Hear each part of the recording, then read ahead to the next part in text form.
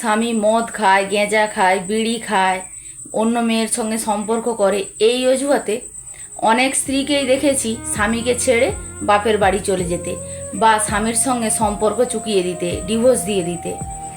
কিন্তু কোনো স্বামী যদি ঘুষ খায়, সুদের টাকায় খায়, বেআইনি পথে টাকা রোজগার করে, হারামের টাকায় খায় বা অসৎ পথে টাকা উপার্জন করে, এই সব অজুহাতে কোনো স্ত্রীকে আজ পর্যন্ত দেখিনি তার স্বামীকে ছেড়ে চলে যেতে বা স্বামীর সাথে ডিভোর্স হয়ে যেতে।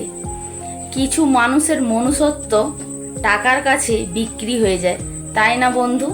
আর আমাদের সমাজে এমনি তো অনেক টাকার লোভী মেয়ে আছে যারা কিচ্ছু বোঝে না, শুধু টাকাটাই বোঝে। কোথা থেকে আনলো, কি করে আনলো তার স্বামী সেটা জানার দরকার নেই, শুধু টাকাটাই খোঁজে আর টাকাটাই বোঝে। স্বামী যদি এক বান্ডেল টাকা হাতে করে নিয়ে গলা অবধি মদ খেয়ে আসে, তারপরেও তাকে উদম কেলানি দেয়, তবুও সেই স্ত্রী হাসি মুখে স্বামীর জন্য খাবার নিয়ে আসে। ওই যে বললাম, টাকা, টাকা ছাড়া নাকি সবই ফাঁকা। এই বোকা মেয়েরা এটা জানে না যে সৎ পথে ইনকামের টাকার একটা আলাদাই সম্মান আছে বা আলাদাই মূল্য আছে। তাই কি ঠিক বললাম না? আপনাদের কি মতামত অবশ্যই জানাবেন।